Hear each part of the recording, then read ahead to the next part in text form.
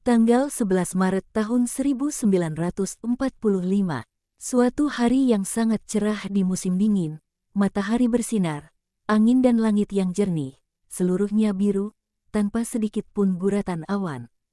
Hari masih pagi, selapis tipis embun, atau tepatnya embun yang nyaris beku, tampak bagai debu berlian di atas tanah dan rerumputan. 3 orang lelaki datang menuju rumah. Mereka berjalan mantap dengan keyakinan orang yang tahu kemana mereka pergi. Mereka melihat Yohanes yang sedang melintasi halaman, dengan menggotong ember-ember berisi air yang ditimba dari sumur. Mereka memanggilnya. Yohanes berbalik, menurunkan ember-ember di atas tanah dan berkata, "Kalian di sini. Selamat datang, Guru akan senang bertemu kalian. Ayo, sebelum orang banyak datang." Begitu banyak orang datang sekarang. Mereka adalah 3 gembala murid Yohanes Pembaptis. Simeon, Yohanes dan Matias mengikuti si Rasul dengan gembira. "Guru, ada 3 teman di sini. Lihat," kata Yohanes yang masuk ke dalam dapur di mana sebuah perapian besar tengah menyala dengan gembira, menebarkan aroma kayu dan ranting salam terbakar yang menyenangkan. "Oh, damai sertamu, sahabat-sahabatku. Apa yang membuat kalian datang kepadaku? Kemalangan Pembaptis? Bukan, Guru. Kami datang ke sini dengan izinnya. Ia mengirimkan salamnya untukmu dan memintamu untuk merekomendasikan kepada Allah sang singa yang dikejar-kejar oleh para pemanah. Ia tidak menipu diri sendiri mengenai takdirnya, tapi ia bebas untuk sementara waktu ini. Dan ia bahagia sebab ia tahu bahwa engkau punya banyak pengikut. Juga banyak dari antara mereka yang sebelumnya adalah pengikutnya. Guru, kami ingin datang kepadamu juga, tapi kami tidak ingin meninggalkannya sekarang pada saat ia teraniaya. Engkau akan mengerti kami," kata Simeon. "Sebaliknya, aku memberkati kalian untuk itu. Pembaptis pantas mendapatkan hormat dan kasih." "Ya, engkau benar. Pembaptis adalah seorang besar, dan ia menonjol semakin bagai raksasa. Ia seperti Agef, sama dengan Agafaceae, yang ketika hendak mati, membentuk kandelar besar dengan bunga septifom dan berkilau dan harum. Ia seperti itu, dan ia selalu mengatakan, 'Aku hanya ingin bertemu dengannya sekali lagi. Ia rindu bertemu denganmu.' Kami telah mengambil jeritan jiwanya itu, dan tanpa mengatakan kepadanya, kami membawanya kepadamu. Ia adalah sang peniten dan nabi Matiraga, dan ia merana sebab kerinduan kudus untuk bertemu denganmu dan mendengarkanmu. Aku Tobia atau Matias, tapi aku pikir bahwa malaikat agung yang diberikan kepada Tobit tak berbeda darinya. Ia penuh kebijaksanaan. Tak dikatakan bahwa aku tidak akan bertemu dengannya. Tapi itukah satu-satunya alasan mengapa kalian datang? Sangat merepotkan bepergian dalam cuaca seperti ini. Hari ini cerah, tapi hingga 3 hari yang lalu, ada sangat banyak curah hujan di jalanan. Tidak, kami datang bukan hanya untuk itu. Beberapa hari yang lalu, Doras, si Farisi, datang kepada kami untuk dimurnikan. Tapi Pembaptis menolak melayani ritus untuknya dengan mengatakan, air tidak akan merembes masuk ke dalam mana ada kerak dosa yang begitu tebal. Hanya Ia yang dapat mengampunimu, Sang Mesias. Dia lalu menjawab, aku akan pergi kepadanya. Aku ingin disembuhkan dan aku pikir bahwa penyakit ini adalah akibat kutukannya. Pembaptis lalu mengusirnya pergi seolah ia mengusir setan. Ketika pergi, dia bertemu dengan Yohanes, yang dikenalnya sejak Yohanes biasa pergi kepada Yunus, kepada siapa dia agaknya berhubungan. Dan dia berkata kepadanya, aku akan pergi. Mereka semua pergi. Juga Menahem telah pergi ke sana dan bahkan, aku katakan para pelacur, tapi dia menggunakan kata yang lebih jorok, pergi kepadanya. Air jernih penuh dengan orang-orang pendusta. Sekarang jika ia menyembuhkanku dan menarik kembali kutukannya dari tanahku, yang adalah pasukan cacing dan tikus mondok yang menggali seperti mesin perang, melahap benih dan menggerogoti akar-akar pohon-pohon anggur dan buah-buahan, dan tak ada suatu pun yang dapat membasmi mereka, maka aku akan menjadi temannya. Jika tidak, terkutuklah ia. Kami menjawabnya, apakah kau akan pergi ke sana dengan kerangka pikiran macam itu? Dia menjawab, siapakah yang percaya pada setan itu? Bagaimanapun, ia dapat membentuk persekutuan denganku seperti yang ia lakukan dengan para pelacur. Kami memutuskan untuk datang dan memberitahukannya kepadamu, agar engkau tahu bagaimana harus menghadapi Doras. Semuanya sudah selesai, tentu saja. Dia punya kereta-kereta dan kuda-kuda, dan kami hanya punya kaki kami. Kapankah dia datang? Kemarin. Dan apakah yang terjadi? Ini, jika kalian memilih untuk menyibukkan diri dengan Doras, kalian silakan pergi ke rumahnya di Yerusalem dan berkabung untuknya. Mereka sedang mempersiapkan pemakamannya. Mati di sini. Tapi marilah kita tidak membicarakan dia. Ya, Guru. Tapi, katakan kepada kami satu hal. Apakah benar apa yang dikatakannya mengenai Menahem? Ya, apakah kalian menyesal? Oh, itu adalah sukacita kami. Kami telah berbicara sangat banyak kepadanya mengenai engkau di Macaerus. Dan apakah yang diinginkan seorang rasul selain dari gurunya dikasihi? Itulah apa yang diinginkan Yohanes, dan kami yang bersamanya. Kau benar, Matias. Kebijaksanaan bersamamu, dan aku tidak percaya. Tapi kami baru saja bertemu dengannya.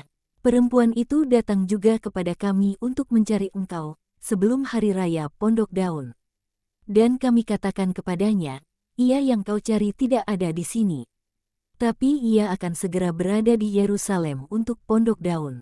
Kami katakan itu kepadanya sebab pembaptis telah mengatakan kepada kami, lihat pendosa itu, dia adalah kerak kotoran, tapi di dalamnya dia memiliki api yang menyala.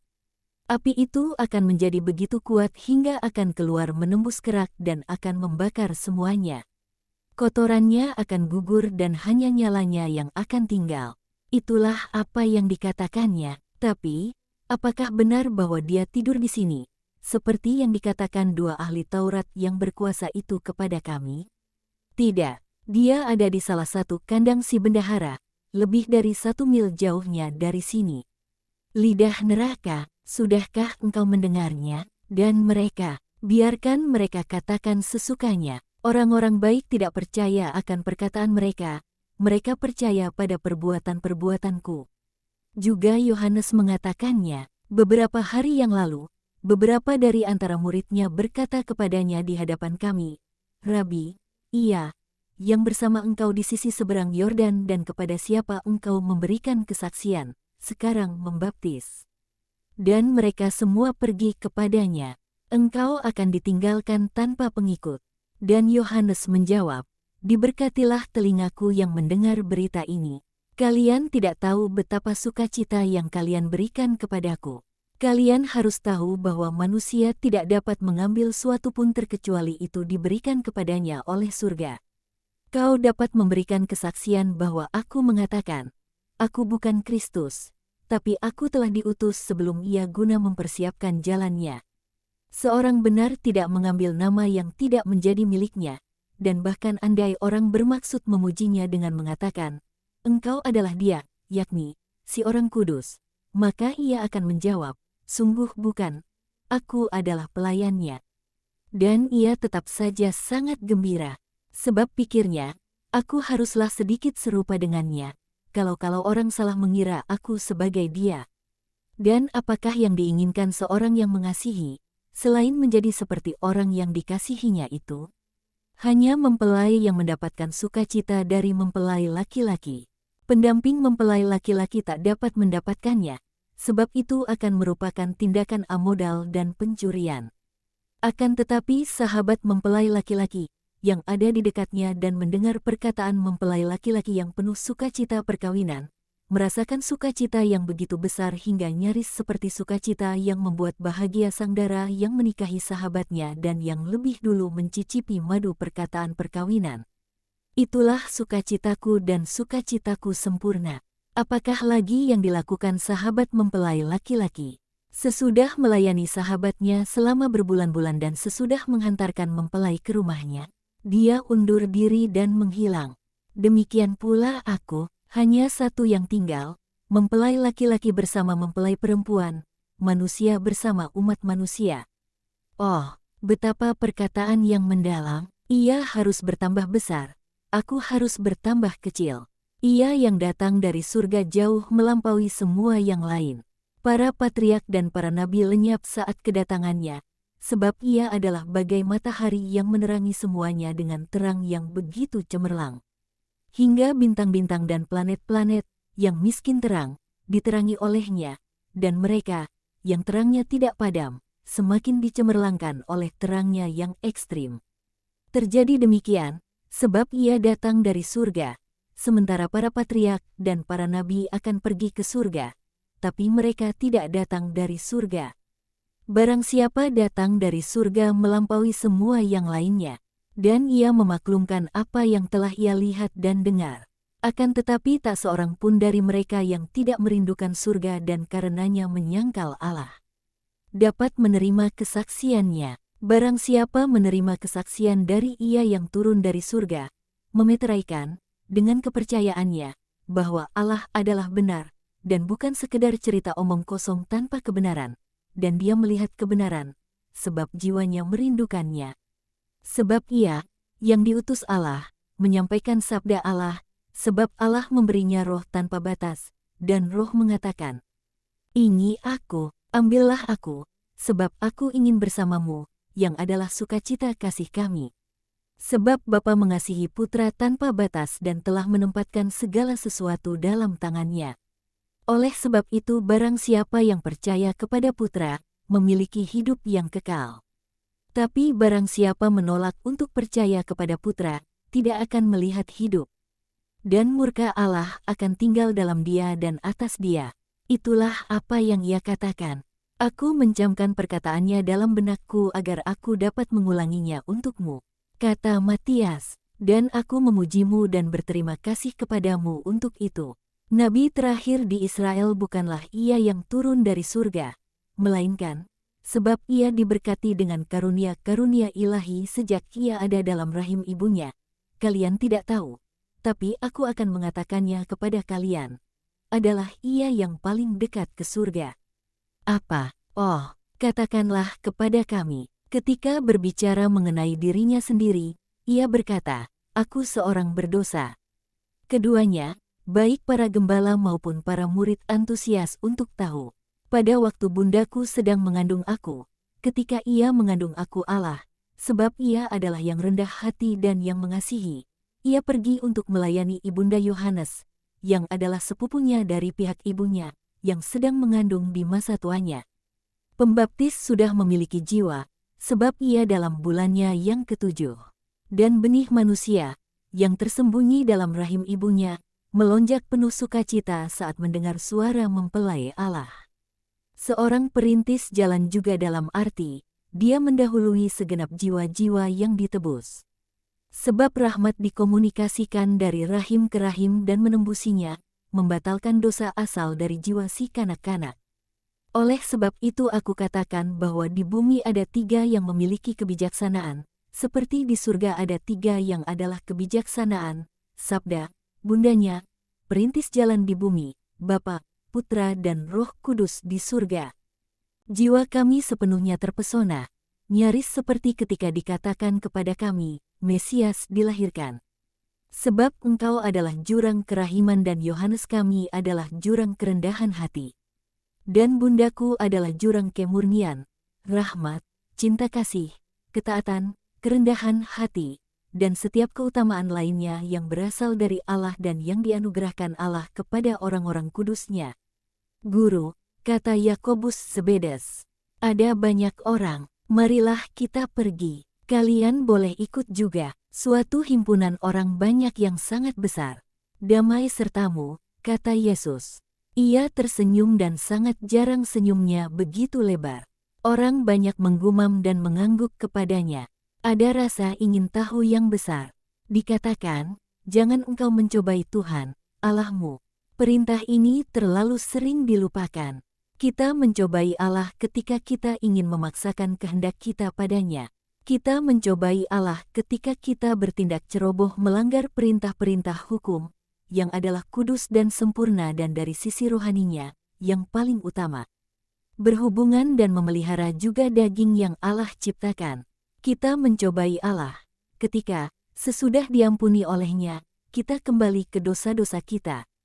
Kita mencobai Allah ketika, sesudah menerima pertolongan darinya, kita berbalik ke jalan kita sendiri dan merusakkan pertolongan yang telah diberikan demi kebaikan kita sendiri dan demi mengingatkan kita akan Allah. Allah hendaknya tidak diremehkan ataupun dilecehkan. Tapi itu terlalu sering terjadi. Kemarin kalian melihat hukuman apa yang menunggu mereka yang melecehkan Allah. Allah yang kekal, yang penuh belas kasihan terhadap mereka yang bertobat, paling keras terhadap jiwa-jiwa yang tidak bertobat, yang dalam keadaan apapun tak hendak memperbaiki diri mereka. Kalian harus datang kepadaku untuk mendengarkan sabda Allah. Kalian datang untuk menerima mukjizat. Kalian datang untuk diampuni. Dan Bapa memberikan kepada kalian sabdanya, mukjizatnya dan pengampunannya.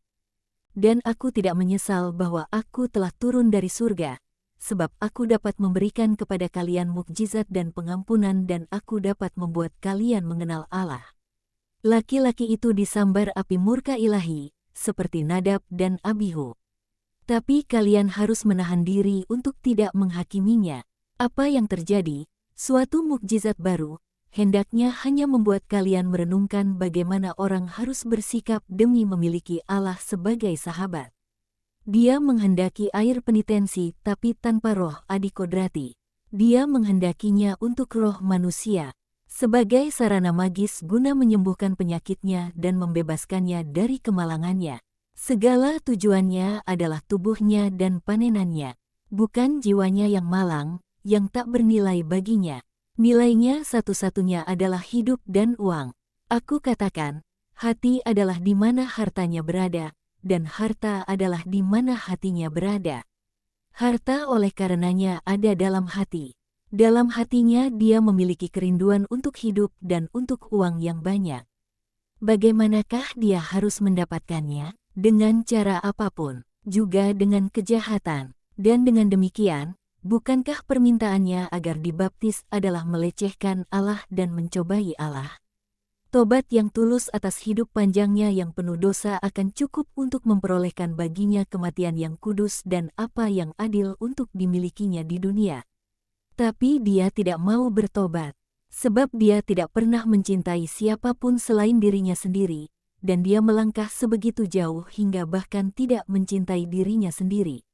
Sebab kedengkian membunuh juga cinta diri hewani dalam diri manusia bagi dirinya sendiri. Air mata pertobatan yang tulus seharusnya menjadi air pentahirannya, dan kiranya itu benar adanya bagi kalian semua yang mendengarkan aku. Sebab tidak ada seorang pun yang tanpa dosa, dan karenanya kalian semua membutuhkan air itu. Yang memancar dari hatimu, turun atasmu dan membasuhmu, membersihkan apa yang kotor, menegakkan apa yang lunglai, menanamkan hidup baru dalam diri mereka yang berdarah karena dosa. Orang itu antusias hanya akan hal tak bernilai yang dari dunia, tapi hanya ada satu kemalangan yang membuat manusia merenung, dan itu adalah kemalangan abadi kehilangan Allah. Dia tidak lupa melakukan persembahan ritual, tetapi dia tidak mempersembahkan kepada Allah kurban rohnya, yakni, dia tidak berhenti berdosa. Dia tidak melakukan penitensi dan memohon pengampunan melalui sarana perbuatan-perbuatan baik. Persembahan-persembahan munafik yang dilakukan melalui sarana kekayaan yang diperoleh secara tidak sah adalah serupa dengan permohonan yang dipanjatkan kepada Allah untuk menjadi seorang sekutu dari perbuatan-perbuatan jahat manusia. Dapatkah itu pernah terjadi? Bukankah itu memperolok Allah? Allah menolak dia yang mengatakan, "Aku mempersembahkan kurban," tapi antusias untuk terus berdosa. Dapatkah suatu puasa jasmani berguna ketika jiwa tidak melepaskan diri dari dosa? Kiranya kematian laki-laki yang mati di sini membuat kalian merenungkan kondisi-kondisi yang diperlukan untuk dikasih oleh Allah. Sekarang di rumahnya yang mewah para sanak saudara dan para perempuan yang disewa untuk berkabung sedang menangisi jenazahnya yang sebentar lagi akan dibawa ke makamnya. Oh, suatu perkabungan yang sesungguhnya dan jenazah yang sesungguhnya. Tak lebih dari sekedar jenazah. tak lebih dari perkabungan yang mematahkan hati. Sebab jiwa yang sudah mati akan selamanya terpisahkan dari mereka yang dikasihinya karena hubungan darah atau keserupaan dalam mentalitasnya. Bahkan meski tempat kediaman yang sama akan mempersatukan mereka untuk selamanya, mereka akan dibagi-bagi oleh kedengkian yang berkuasa di sana. Maka kematian adalah perpisahan yang sesungguhnya adalah lebih baik jika orang, ketika dia sudah membunuh jiwanya, menangisi dirinya sendiri, daripada ditangisi oleh orang-orang lain, dan dengan demikian, melalui air mata tobat dan kerendahan hati, dia memberikan hidup kembali kepada jiwanya, melalui pengampunan Allah. Pergilah, tanpa kedengkian ataupun komentar, tanpa apapun selain kerendahan hati. Seperti aku telah berbicara mengenai orang itu demi keadilan, tanpa kedengkian. Hidup dan mati mengajarkan kepada kita bagaimana hidup baik dan mati bahagia, dan menaklukkan hidup tanpa maut. Damai sertamu, tidak ada orang-orang sakit, tidak ada mukjizat-mukjizat, dan Petrus berkata kepada ketiga murid pembaptis, maaf. Oh, itu tidak perlu, kami percaya tanpa melihat. Ada pada kami mukjizat kelahirannya dan itu membuat kami percaya. Dan sekarang ada pada kami sabdanya untuk meneguhkan iman kami. Kami hanya mohon untuk melayaninya hingga kami berada di surga kelak, seperti saudaramu Yunus. Semuanya pun berakhir.